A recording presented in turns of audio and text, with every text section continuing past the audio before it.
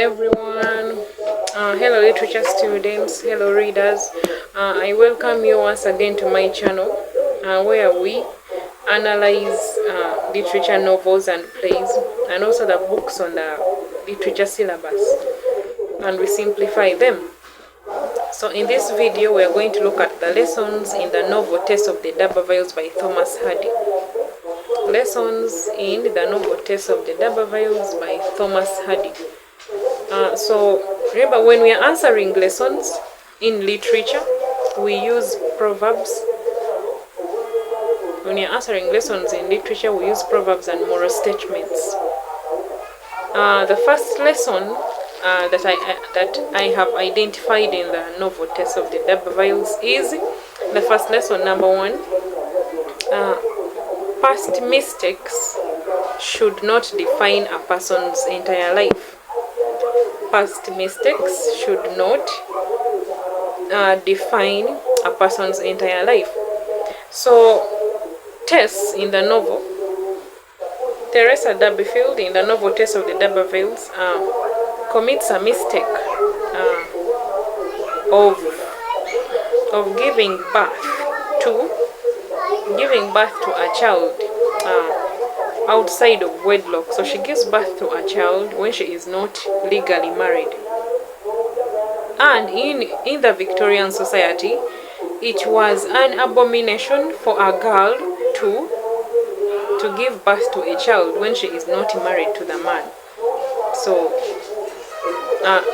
this girl was just raped. She was just raped by Alec in the woods one night. He pretends to be lost and then he rapes her in the woods late in the night when she's sleeping. And this girl later on, of course, she gives birth to the baby and the baby dies. So with time she decides to move on with her life. Now when she later goes and she gets work at a dairy farm, she meets there a man called Angel, who marries her officially and weds her. But this man decides to reject her on her wedding night, on finding out about her past. So we shouldn't judge people by their past mistakes, because sometimes we may not know why that specific thing happened to that person. Because sometimes we have no control over certain things. Sometimes most of the things that happen in our lives are ruled by fate. So past mistakes should not define a person's life. Or we should not judge people by their past mistakes. So that is the first lesson. Lesson number 2. True purity comes from the heart. True purity comes from the heart, not from societal reputation. So Tess is judged by society. So the entire society judges Tess. The entire Victorian society judges her and calls her impure, and says that Tess is not pure because she got pregnant for a man out of wedlock when she is not married to that man officially. But we the readers see it that despite of all that, of the societal judgments, Tess really has a pure heart. Tess has a pure heart. She is a kind girl. She is very responsible. She sacrifices her life for others, for the well-being of others. So she has a genuinely pure soul, which people in her society do not see, but they judge her by the fact that she got pregnant when she was still young, and she got pregnant for a man who did not marry her officially. So true purity comes from the heart, not from societal judgments. So that is the second lesson. Number 3, parents should be responsible over their children. That is the third lesson. Parents should be responsible over their children. Now Tess's father is a drunkard. This man is a DDO, a daily drinking officer. He takes alcohol.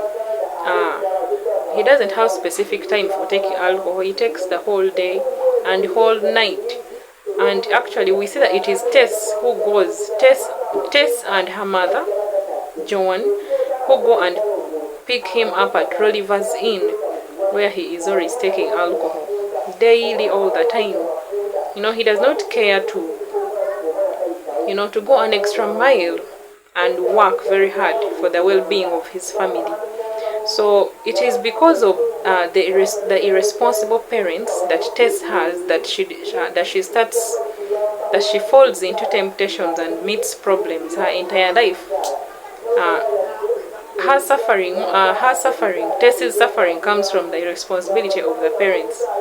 Because if they were responsible enough, she wouldn't have to go and look for work to fend for her family. And yes, she's just a child. She's a child, but she has to go and do everything possible to fend for her family. And that is where she even now starts meeting these temptations and problems along the way. That eventually leading to her being executed, and her life is gone. So parents should be responsible for their children. That is lesson number 3. Number 4, love without forgiveness cannot survive. Love without forgiveness cannot survive. That is lesson number 4. Angel Claire's relationship with Tess. They decide to confess their past mistakes on their wedding night. Now, when Angel admits that he had affairs with older women and all that, Tess forgives him. But when Tess explains to him about her past and how she was raped by a certain man, then she even gave birth to a child, and even the child died. Angel, Tess's husband, decides to reject her on her wedding night and judge her life. Now, because he refuses to forgive Tess, now their love gets issues, and they are soon separated. Everyone to give everyone space. Angel decides to leave her and go to Brazil. So, if they had sat down and talked their issues out and forgave each other, I think some of these dangerous things wouldn't have happened later on. So that is lesson number 4. Love without forgiveness cannot survive. Number 5. Poverty exposes people to exploitation and suffering. Poverty exposes people to exploitation and suffering. When someone is extremely poor, they can do anything. They can do anything to survive. They can do anything to survive. So this girl is meant to go and force. This girl is meant to go and force relations with Alec D'Aberville family in order for. Because of poverty, they were not doing well, and their family horse had died. So poverty exposes people to exploitation and suffering. And when she goes to look for work at the D'Aberville mansion where Alec comes from, this is where she starts meeting problems. So she goes there because of poverty. They have no ways of making ends meet, and that's the only option, to go and force relations with the D'Aberville family. Then the next one is doing revenge is wrong. Revenging is wrong. So when Tess decides to, Tess out of anger decides to kill Alec D'Aberville when her husband Angel comes back. But now this due to the fact that she was extremely annoyed with Alec, who kept on telling her that, stop wasting your time, your husband is not going to come back for you. Come to me and I'm going to change your life. Stop wasting your time waiting for a man who rejected you and will never come back.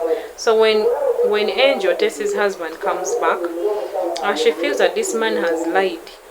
This man told lies to her in order to get her, you know, and he took advantage of. Remember, this is the very guy who rapes her when she is a young girl, and she passes through all those hardships, societal judgments because of this very man. So she added the anger, and he even took advantage of her situation when she was suffering, you know, to get her, to win her over.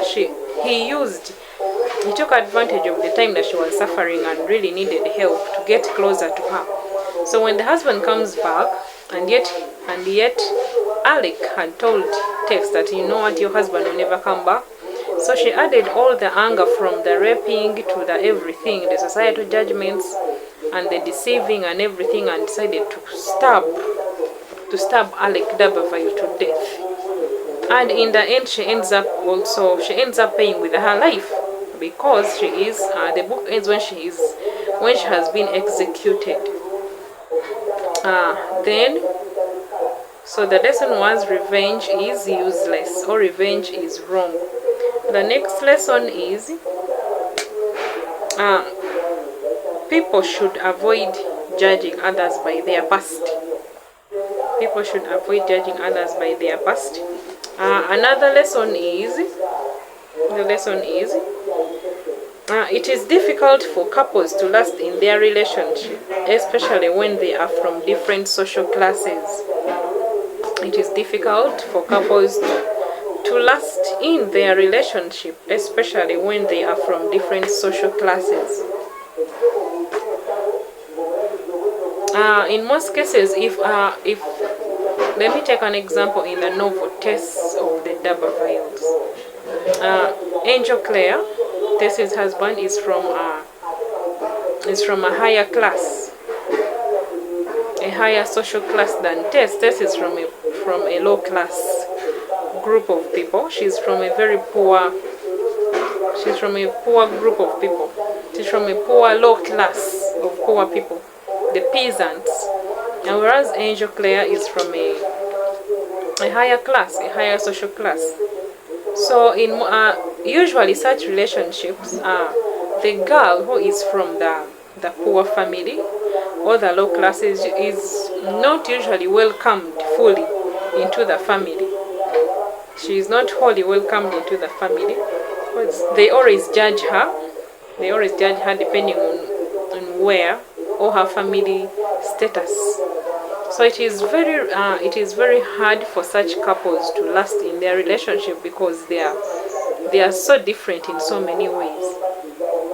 And the richer families, usually the higher families, usually don't accept this person from a low class wholly as they are. The next lesson is people should respect others in all situations. People should respect others in all People should respect others in all situations. Now this lesson works for Alec. Alec decides to take advantage of Tess. He pretends that he is lost. Late in the night in the woods, he pretends to be lost, and then he lays something for Tess to sleep on, that he is going to look for the right route to use to go back home. And he times when she is deep asleep and comes back when this girl is deep asleep and rapes her by force. So people should respect other people in all situations. The next lesson is there is always punishment for the sins we commit. There is always punishment for the sins we commit. So most of the people who did wrong acts in this book were punished at some point. Now Alec deceives Tess, rapes Tess, takes advantage of her harsh financial situation, deceives her, and in the end You see what happens to him. The book ends when he has been killed and murdered in cold blood by Tess. Then we have Tess herself. Tess also pays for her crime, because when she murders Alec, we see she is also killed. She is also executed at the end. So she pays for the crime of killing that she has done. They hunt her down until they get her. Because remember, the man that she kills, Alec, is from a higher social class, and you cannot kill someone of high social stature and then they leave you. It is impossible. So there is always punishment for the crimes we commit. Then another example is another lesson is fate.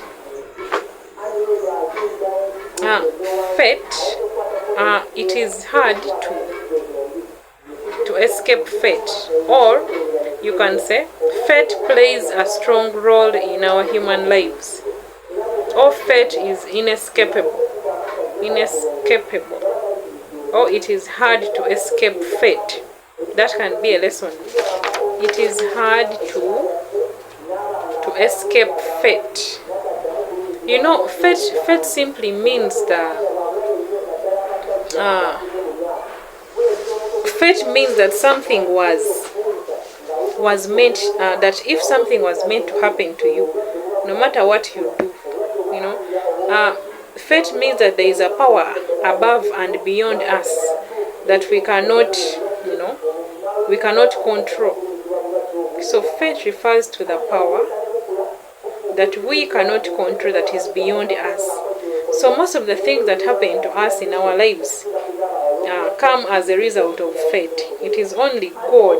It is only there is certain power above and beyond us that cannot that controls everything in our lives. So most of the things that happen in our lives, even in our daily lives, so if case in point in the novel Tess of the D'Urbervilles, most of the things that happen in Tess's life come as a result of fate. They are beyond her. For example, the day when she decides to help and take the beehives, their source of income, and the day when she decides to help and take the beehives to market, now that is when their family horse dies. Now that is fate. She had no control over it, and she did not have an idea that something like that could happen. But it happened. Another is the fact that she is raped. The fact that she is raped. You know, it is so late in the night and in the woods. No house around. You know, she had no control over the situation. Even if you shout and shout and shout, no one can come to your rescue. So the fact that she was raped is also fate. Another example of fate, the death of Prince, their family horse. Another example of fate is the fact that she meets Alec D'Urberville again when he's a preacher. Remember, she was coming from meeting Angel's family.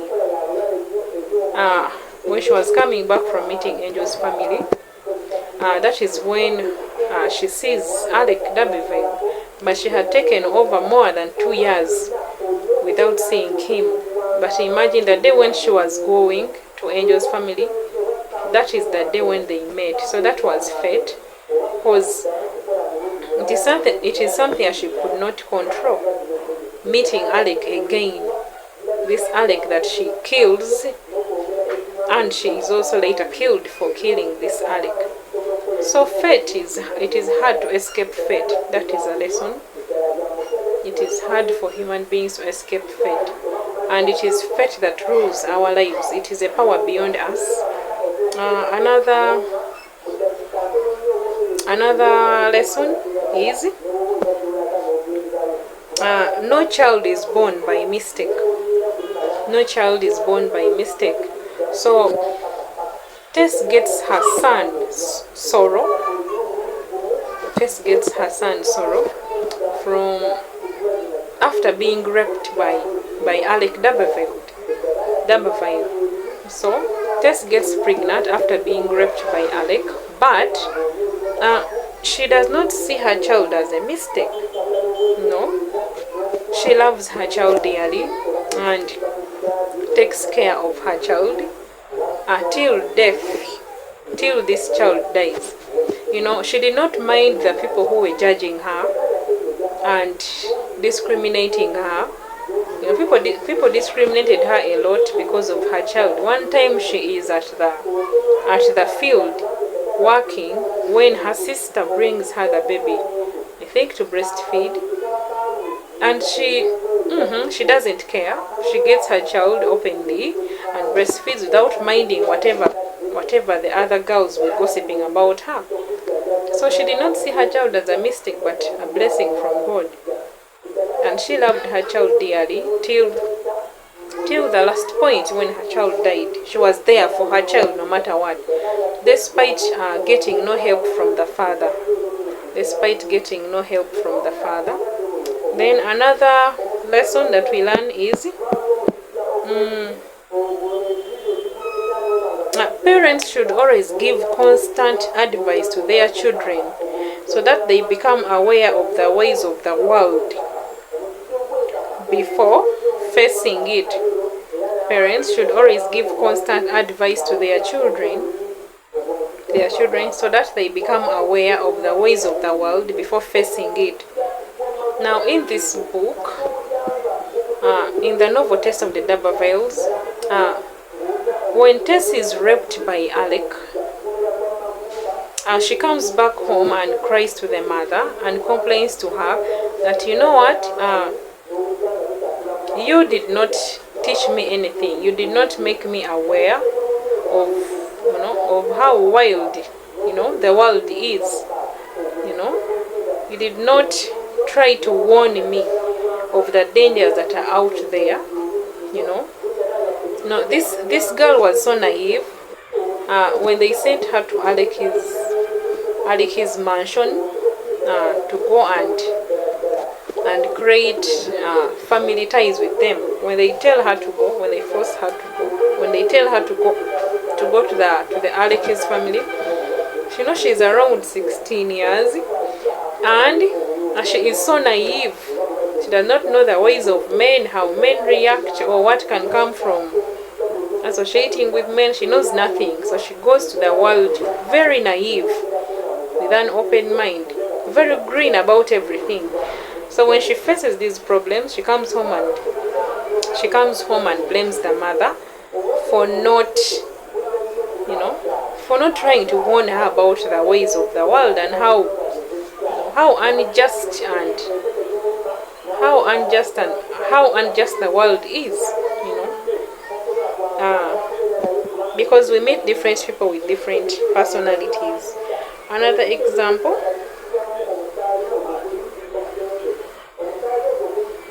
okay, let's end there for now.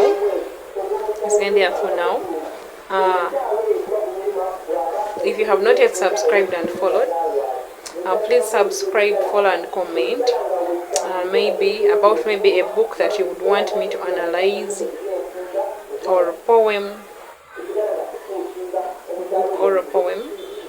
and subscribe and follow, and I recommend this channel to all literature students in O and A level, all students who offer literature in O and A level, so that